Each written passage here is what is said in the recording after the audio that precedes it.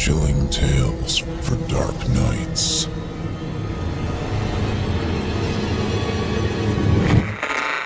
Want to make sure you never miss a Chilling Tales for Dark Nights video again? Be sure to subscribe and hit that bell to turn on notifications.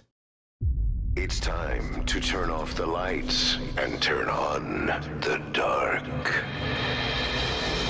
Chilling tales for dark nights.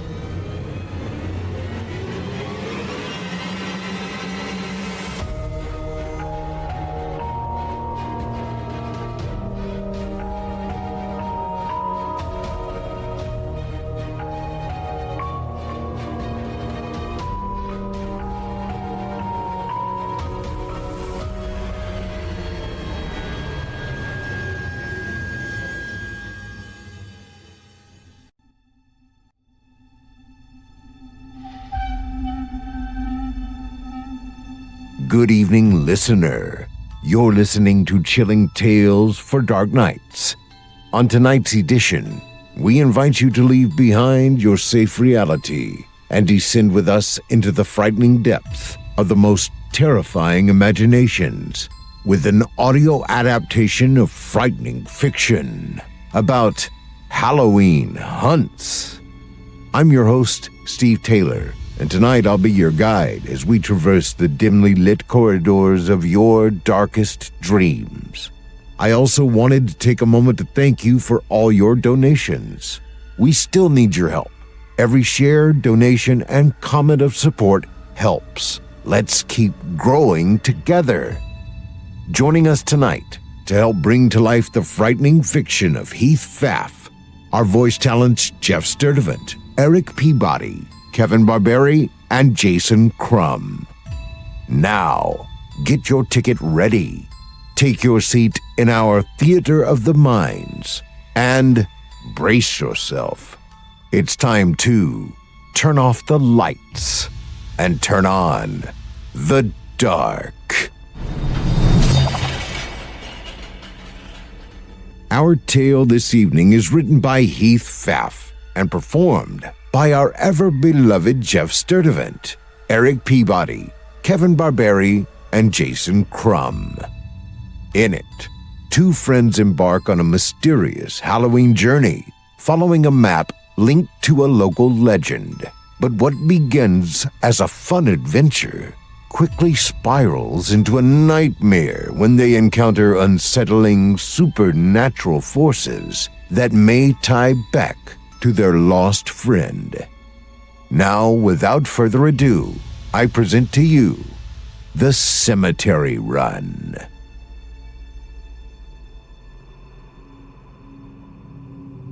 Of course I've heard of it, but it's fake. There's no such thing as the Cemetery Run. Jake kicked a stone down the dirt path running between the school and the small playground at the edge of his neighborhood. It smashed through the dead leaves lining the path and landed in the ragged brush to one side of the trail. It's not fake, Aiden insisted, running ahead a few steps to recover the rock and giving it a kick himself. Aiden was older, but he was also shorter and smaller than his friend. Much to his dissatisfaction, most people assumed he was a year younger. Jake found this funny, but he knew that it upset Aiden, so he made sure to stick up for his friend if anyone even tried to make fun of his height. That was just what friends did. He might have been older, but Aiden had been pushing the cemetery run all day long, the map making a frequent appearance to show off the alleged validity of his claim.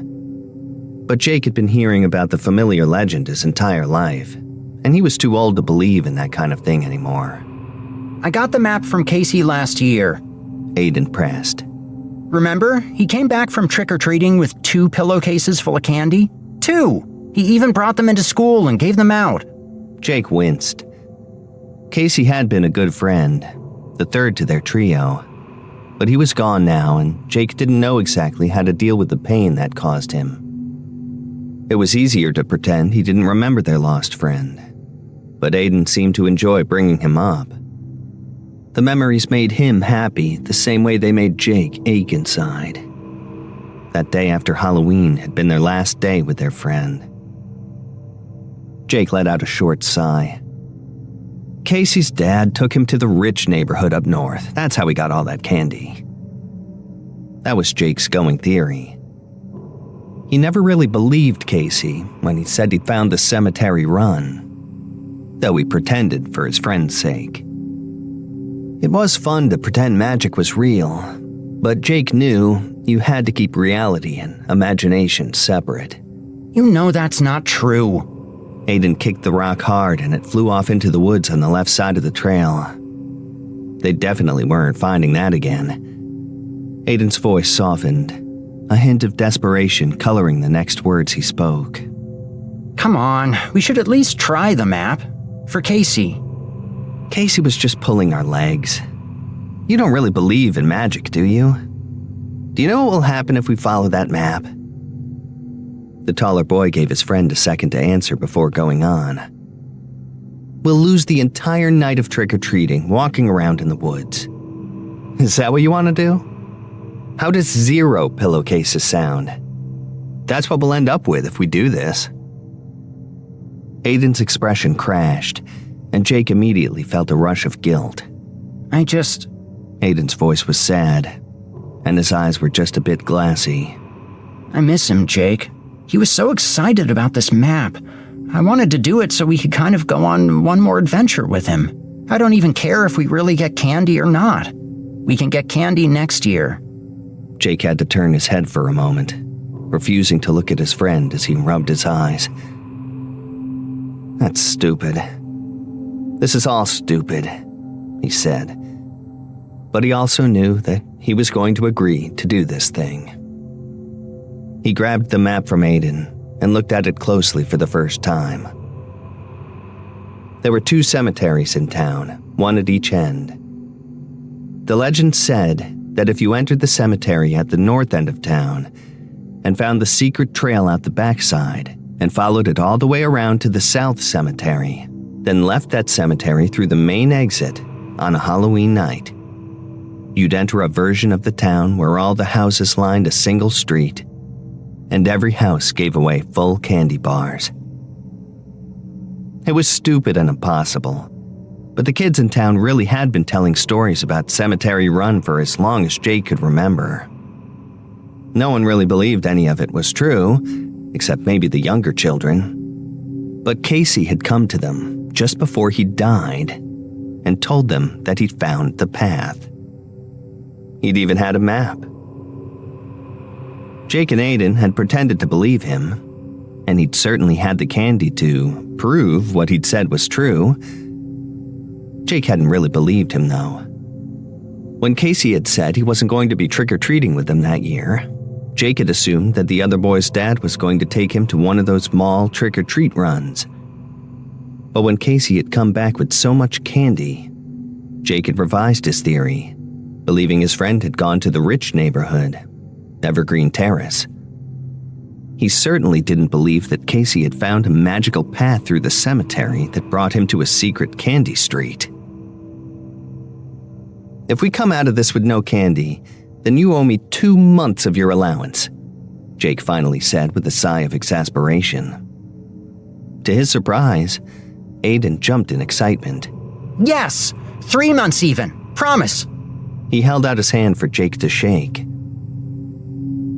Realizing he wasn't going to get any peace about this, and deciding that 3 months of Aiden's larger allowance was a fair trade, Jake nodded and raised his hand to shake.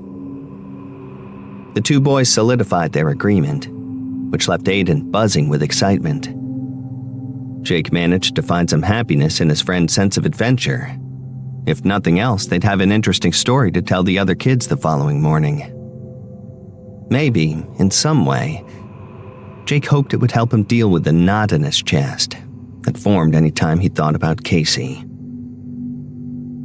The boys returned home to have supper with their families and make small talk about where they planned to go trick-or-treating for the night, not mentioning their real plans.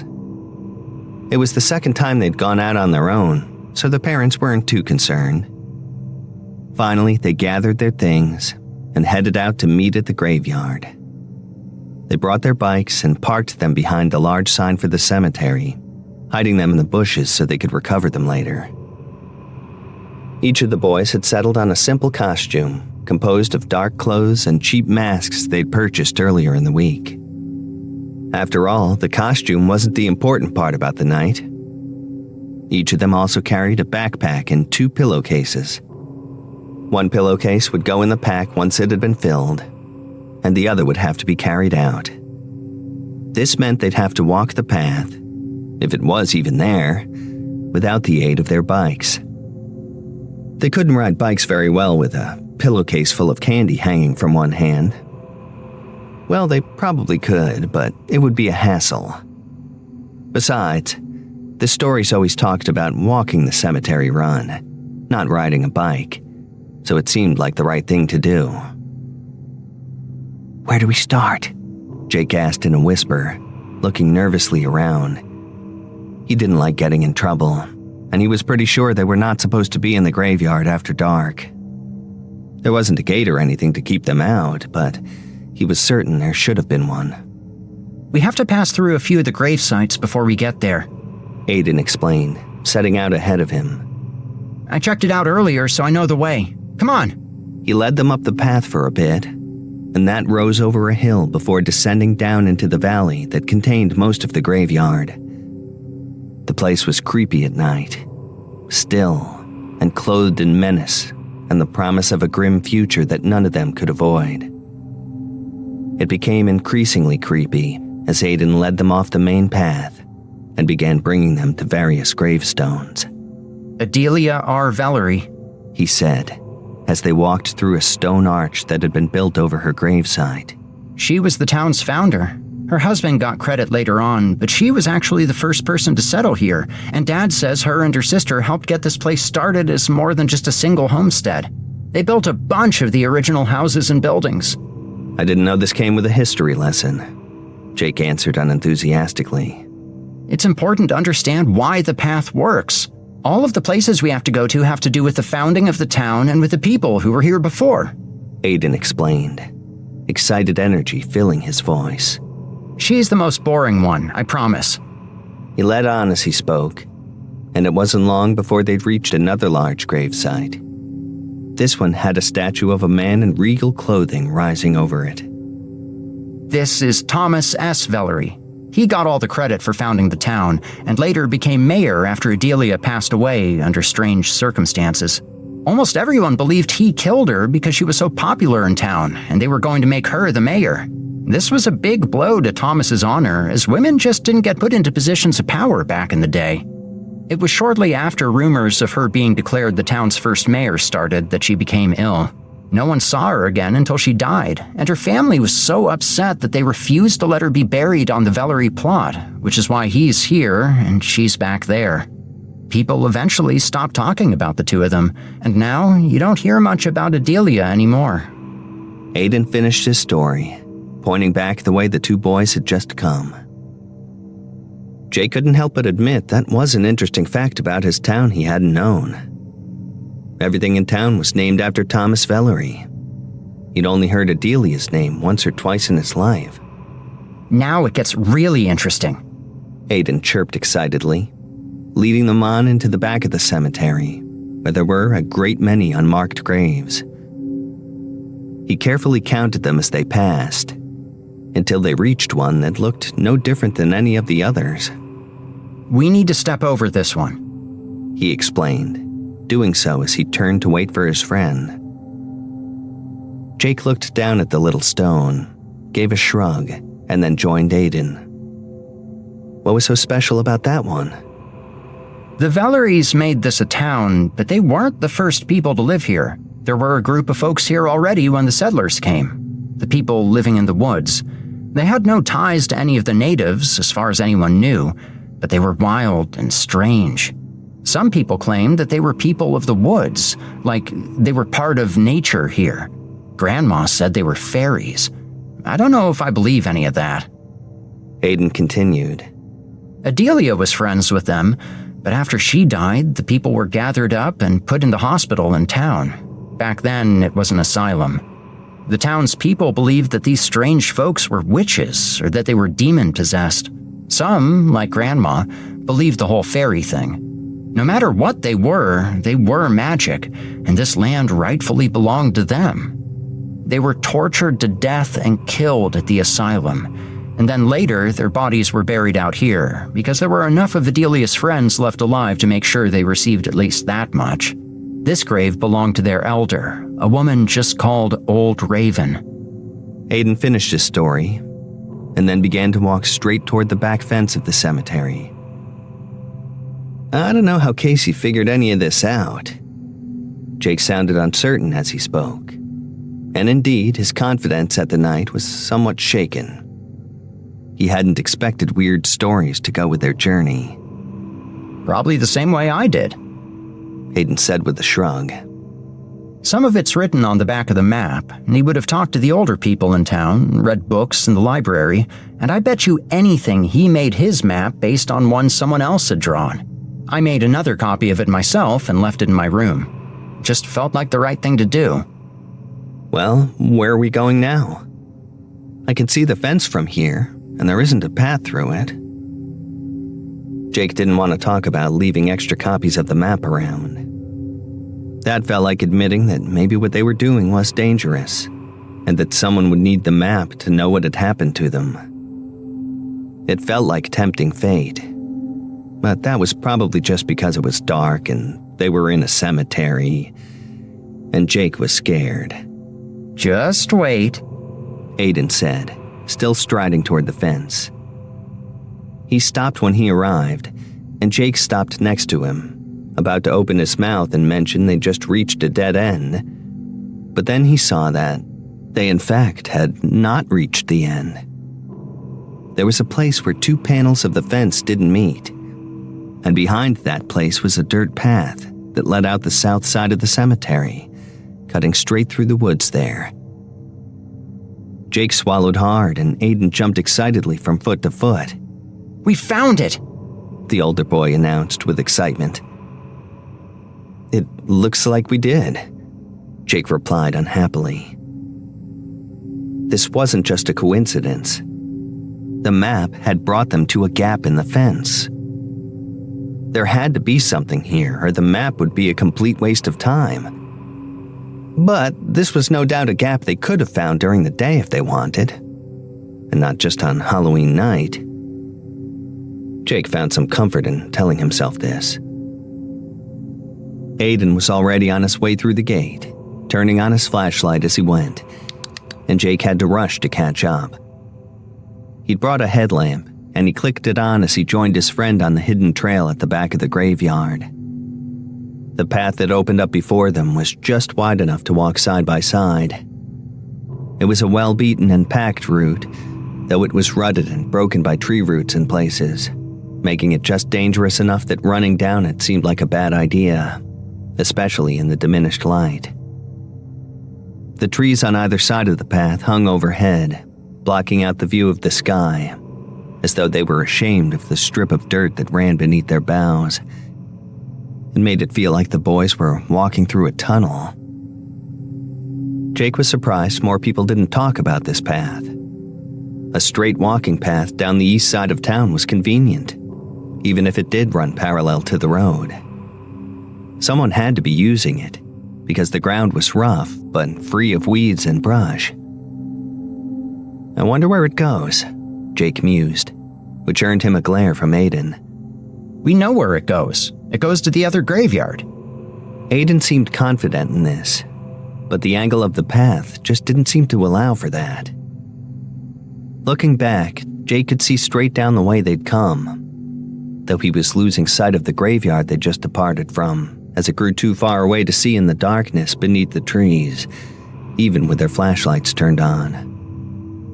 The light seemed to have difficulty penetrating this pervasive void, like the dark was hungrily chewing away at the cones of light projected from the flashlight and headlamp. Jake shivered a bit and picked up the pace he was walking at. This place is creepy, Aiden said, which Jake took some small comfort in, since that meant he wasn't the only one who was afraid. Something stirred in the brush off to one side, and both the boys pulled up short, freezing in their tracks. as their light shot out in that direction. The brush was still gently moving, but there was nothing for them to see. Jake found himself suddenly overcome with the feeling of being watched. "Maybe we should go a little faster," he said, and then quickly added, "You know, so we have time to go trick-or-treating when we get to the other side."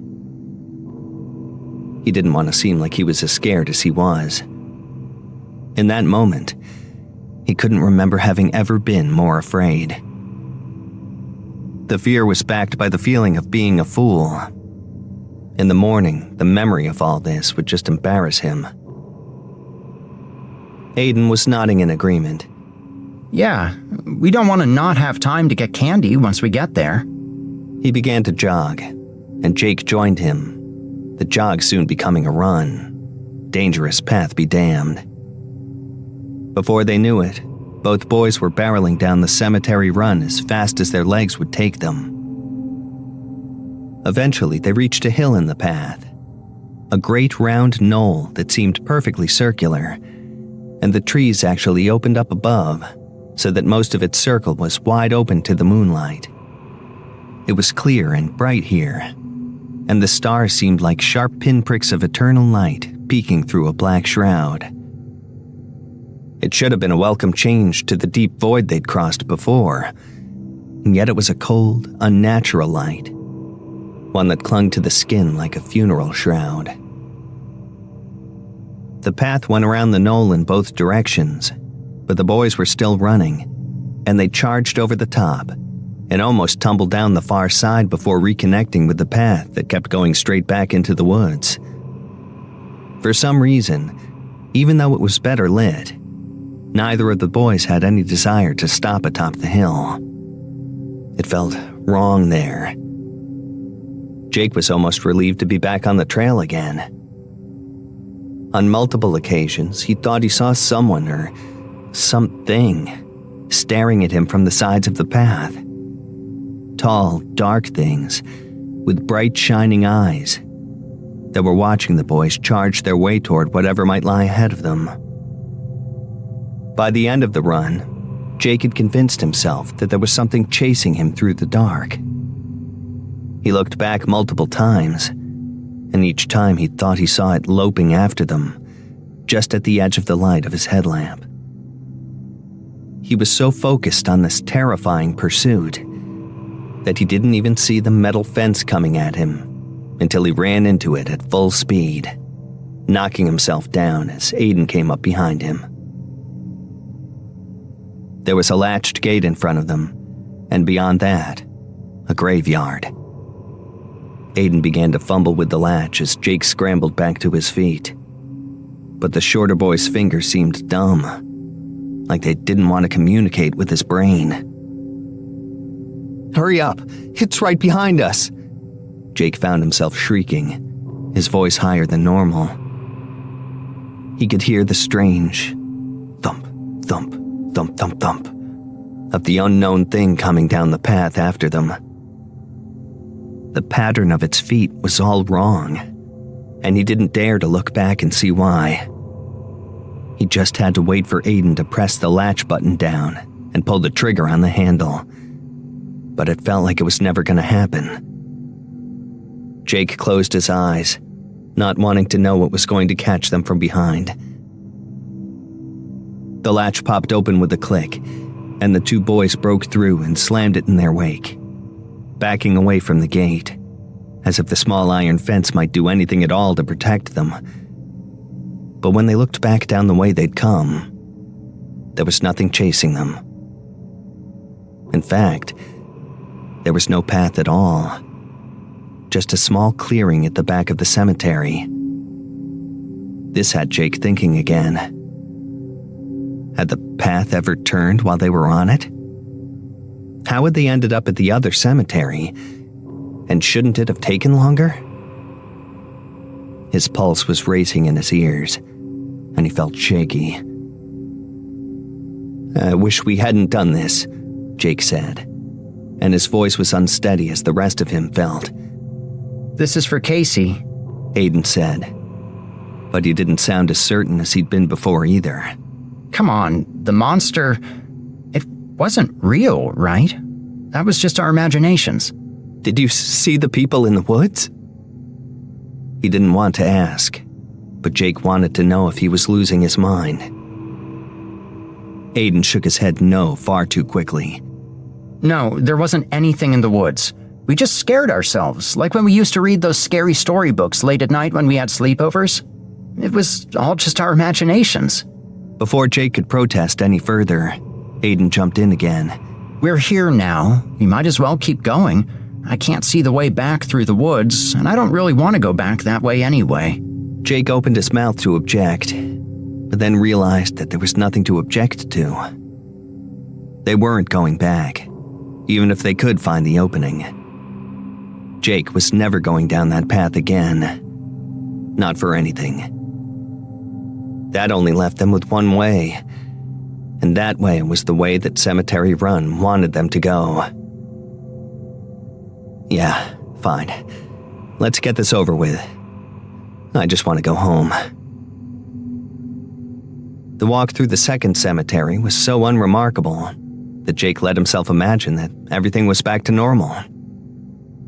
Perhaps, he thought, he'd just not noticed the turn in the path that took them around the town, and the running had moved them more quickly down its length than he'd realized.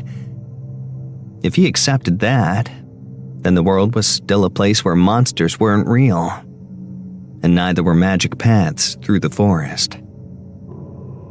The problem with this theory, however, was that it fell apart as soon as they'd left the cemetery and found themselves on a long, straight street that seemed to go directly through the center of town, but one that couldn't exist. They should have come out a few blocks away from Main Street, but instead, they exited onto a road that identified itself as First Street, which should have been the road in front of the school. This one, however, was long and straight, and both sides of the road were lined with houses. The houses looked kind of familiar.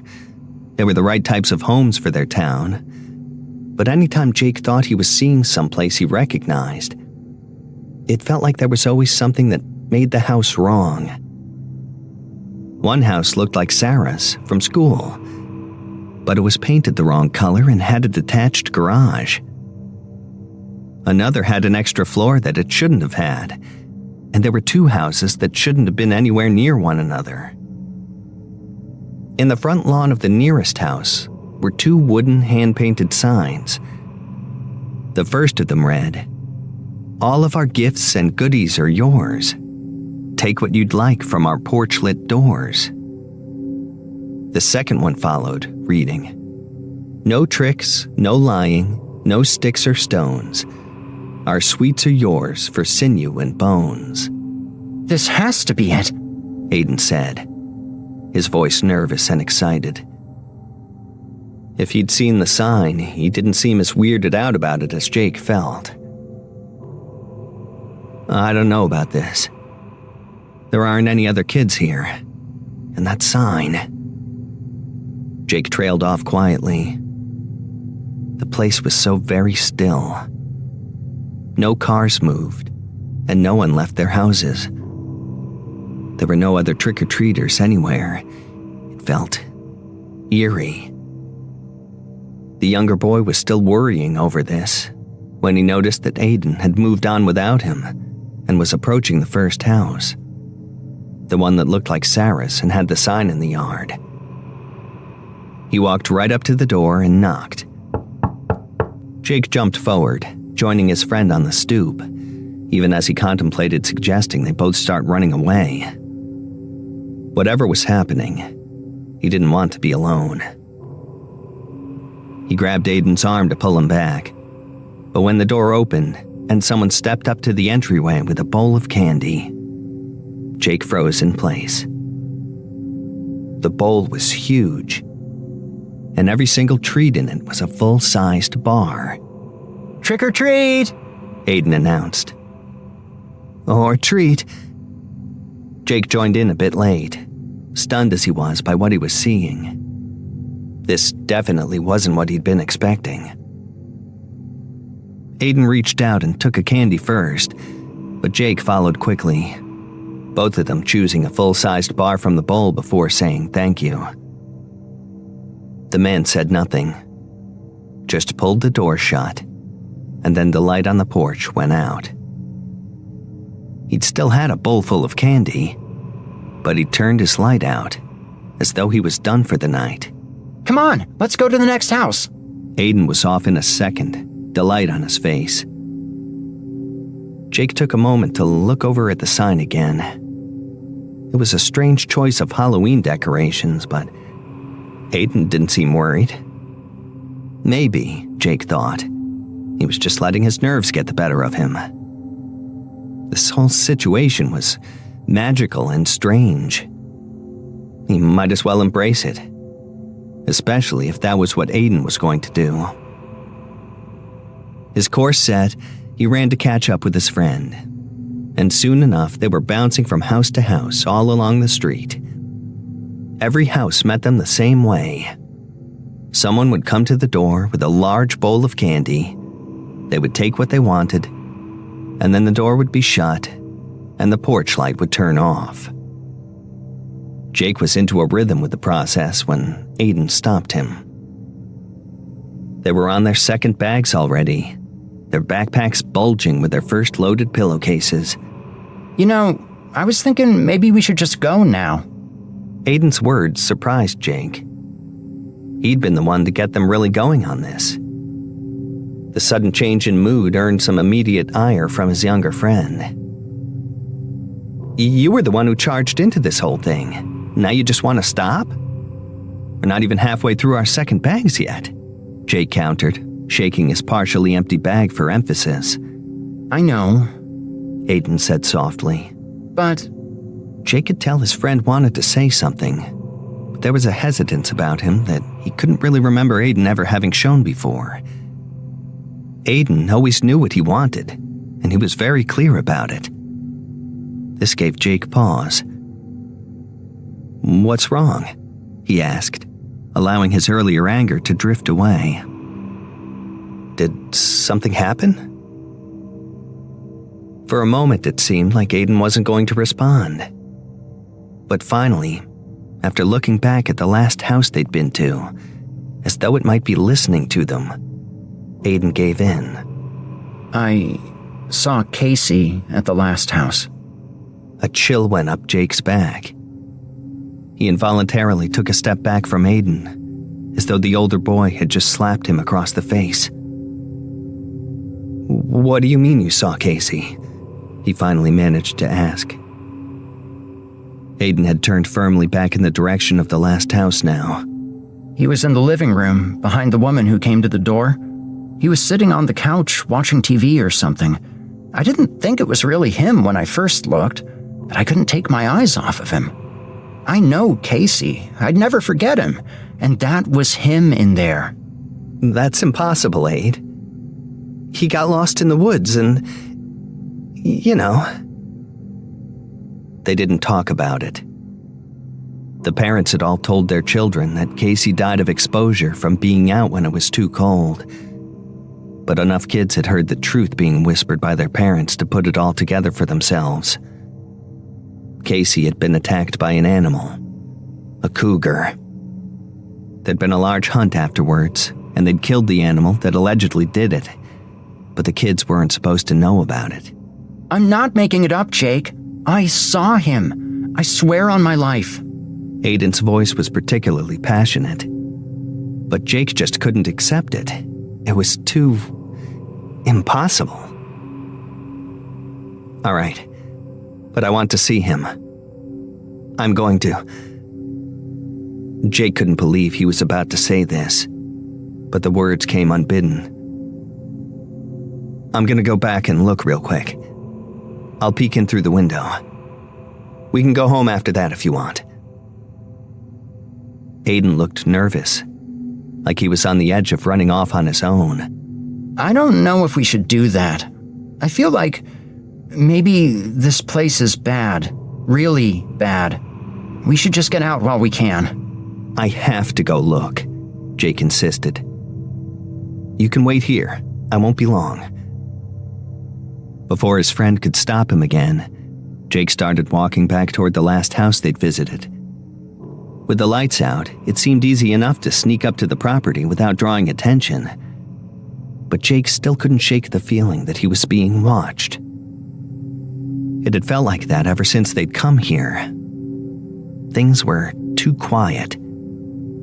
Still, he was committed now. He crossed the small front yard and went to the window that would be looking into the living room of the house. Inside the house, the lights were mostly off, making it almost darker in there than it was outside. Fortunately, there was a single light on in the kitchen, which was just beyond the living room area, and this allowed Jake to look inside. The room through the living room was dark and empty. Nothing was moving. Jake frowned and was about to leave the window and try another, when he noticed there was a shape on the couch on one side of the room. He hadn't noticed it at first because it wasn't moving at all, but soon enough, he could make out the silhouette of someone sitting in the dark room, apparently staring at the TV, though the TV wasn't turned on. Jake squinted into the dark, waiting for his eyes to adjust more. As Jake's eyes adapted, Casey's features slowly drifted into view. He wasn't certain at first, but after a few more moments of really staring, he was positive he was looking at his friend. Casey, though, wasn't staring at anything. His eyes were wide and dark, and he was just sitting in the empty room. This was too impossible. There was just no way this could be happening. Them and all the adults in town were lying for some reason. Casey couldn't be dead. On impulse, Jake raised his hand and knocked on the window, unsure what he really expected from this. But what he didn't expect was for Casey's neck to snap around like it was on some kind of hairpin trigger. The two dark pits of his eyes had something in them. They reflected silvery light as they came into line with Jake's gaze. Jake's heart leapt in his chest, and he almost let out a scream. And then the boy inside the window smiled. The expression started off small, but it got bigger and bigger. It seemed to be tugging his face in an impossible way, drawing his skin so tight that it seemed like it had to rip. Before he knew what he was doing, Jake was sprinting away from the house. He didn't even stop when he reached Aiden, and that seemed fine, because Aiden picked up with him, and then both boys were running down the street as fast as they could manage. What did you see? Aiden managed to get out between panting breaths. Was it him? It looked like him, but I don't think it was him. I think it was something else. Something bad. Jake got the words out over his own heavy breathing. The road they were on seemed to go on forever, but neither of the boys were willing to stop running. They kept on pumping their legs as hard as they could, for as long as they could. There was a strange moment of disorientation, like a dream in which you would fall and are startled awake. And then they were suddenly on grass, running for the exit of the northern graveyard instead of charging down the road. The town was there, the proper town. The houses looked right, and there were side streets. It might all have been some kind of dream, but they still had their bags of candy. Aiden and Jake stood panting at the side of the road. We got our candy and made it back, Aiden said, though he didn't sound happy about the fact. Yeah, that adventure is over, Jake added. Let's just go home and be done with this. I don't think we should tell anyone else. But look at all the candy, Aiden started, but then he seemed to think twice about it, and he nodded his head. Yeah, you're right. We won't tell anyone else about this. Let's just get home and get some rest. I'm exhausted. Same, Jake agreed. And with that, they returned home for the night. Though both boys couldn't stop themselves from constantly checking over their shoulders. That night, Jake kept dreaming that Casey was sitting outside his window, whispering through the glass for Jake to let him inside. Jakey! Jake! Hey, Jake! It's your buddy Casey! Let me in! You got your candy. Now, they want their bone and sinew, Jakey. Come on. Let me in. It won't hurt for long. Casey's voice was empty and scratchy, like he'd been hollowed out, and the sound was rising up from a dry and tattered throat. 4 times Jake woke from the nightmare, and each time he forced himself to check his window, just to see that no one was outside. Of course, no one was outside his window. He was on the 2nd floor, and it was a straight drop down to the ground below. By the time the sun was finally up, Jake was more than relieved to be waking up to go to school. Normally, it was one of his least favorite places to go. But the nightmare had been enough to make him welcome the idea of being surrounded by other kids. Besides, he wanted to talk to Aiden and see if he had the same kind of night. As Jake put on his shoes, he looked at his bags of candy. He hadn't even touched them yet, and honestly, he didn't want to. The thought of eating that candy made his stomach turn. He wished he'd just left it on that cursed street and not brought it with him at all. You got your candy. Now, they want their bone and sinew, Jakey. The words were still haunting him, echoing through the back of his head, in dead Casey's sepulchre voice. Jake rushed out of his house and headed for Aiden's, but to his surprise, Aiden's parents said that he was already on his way to school. He'd left even earlier than Jake had. Jake cursed to himself as the door to his friend's house shut, and he turned and started off towards school on his own. Clearly, something was wrong with Aiden, too. He was never up early. Jake found Aiden in the lunchroom, talking to a handful of their mutual friends. Everyone was gathered around him, and Jake could tell that Aiden was telling them about what had happened last night. It was the same kind of excitement that Casey had the year before. You're full of shit, a kid named David was saying. The cemetery run is a story for little kids. It's real, Aiden insisted. Jake and I were there last night. We got so much candy, and we could have gotten even more if we'd brought more bags. David spotted Jake and waved him over. Well, is it true? He asked. Jake wasn't sure what to say exactly. He and Aiden had agreed not to tell anyone about it, and yet here Aiden was telling everyone. But Aiden was also his best friend, and he didn't want to just leave him out to dry. Yeah, it's true. David scoffed anyway. No way. Did you bring the candy to prove it? He asked. And as I was shaking my head no, Aiden was opening his backpack. He dumped full-sized candy bars out onto the table, and all the kids gathered around. Holy shit, can I get some? One of the kids asked, and Aiden just nodded.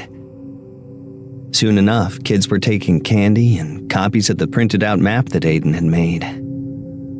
Jake stayed silent until everyone besides he and Aiden had left. "What are you doing?" Jake snapped at his friend quietly so as not to create a scene. "We said we weren't going to tell anyone." His anger was tempered by the fear left in him from his nightmare, and the sense that everything was going wrong. Yeah, I know, and I'm sorry, but I had this dream last night, Jake. Casey was in it. He came into my room, and he told me that if I didn't give kids copies of the map, that he was going to let the things from the forest into my room, and they were going to take my bones. Aiden's hands were shaking. Jake believed him. It sounded far too much like his own dream. The things from the cemetery run wanted more children. Jake realized he would have done the exact same thing that Aiden had done if he'd had that kind of dream. I don't think it was really Casey. It was something else. Something wearing Casey. I know, Aiden said, voice shaky. What do we do now? Jake had only one answer to give. I don't know. The day seemed to go by in a blur. Before Jake knew what was happening, the light was already starting to fade from the day, and supper was over. He wanted to ask to go over to Aiden's house, but it was a weekday, and there was no way he was going to be allowed to sleep over on a Thursday night. The dark crept in, and Jake did everything he could to secure his room. He locked his window, drew the curtains closed, and hung silver spoons from the curtain rods. He'd heard silver was bad for monsters in general. After that, he tied wire around the latch to make it extra difficult to open. The window taken care of, he locked his bedroom door and set his desk chair against the handle. Then, he was as secure in his room as he could make himself. He curled himself up on his bed and waited. He was exhausted, but the last thing he wanted to do was sleep and let something get into his room and get him. He'd stay up as long as he had to, until he figured out this situation. The hours ticked by, and Jake kept himself upright in his bed, his eyes struggling to stay open as the night passed. He watched the time. It felt like his clock was in slow motion now that the night was here. All day, time had spun by so fast it felt like he couldn't keep track of it. But now it crawled, painfully slow. Jake watched as 11:59 rolled over into 12 a.m. It was midnight. That was when the clock started to blink. 12 a.m. The numbers popped in and out as though the power had gone out, but all the other lights in the room were still on. Jake sat up straighter in bed, his fingers tightening on the baseball bat he'd brought into bed with him. "Who's there?" he asked, expecting nothing from the empty room. You locked your window, Jakey. The hollow version of Casey's voice rose up in the room, seemingly coming from everywhere at once. Who are you trying to keep out? You, Jake answered, standing up on his bed, bat in hand. I'm keeping you out. Laughter sounded in the room, and it came from everywhere, as though the room was full of other presences. You can't lock a door on guests, Jakey. And you've already invited us in. You took our trade. Fair is fair. Please, leave me alone. Jake whimpered into the night. Something moved beneath the bed. Oh no, we can't do that. We need your bones and sinew. But don't worry, it won't hurt long. It will hurt forever.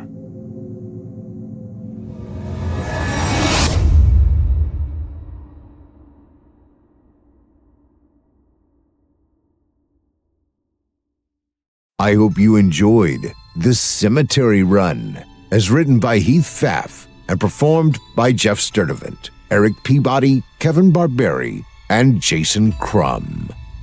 You can hear more of Heath Pfaff right here on our very own network, mainly in the Fear from the Heartland archives. Well, my masters of the macabre, what you waiting for? Go check them out. Our newest voice actor to the team, Jason Crum, is actually a Season 6 Forged in Fire champion.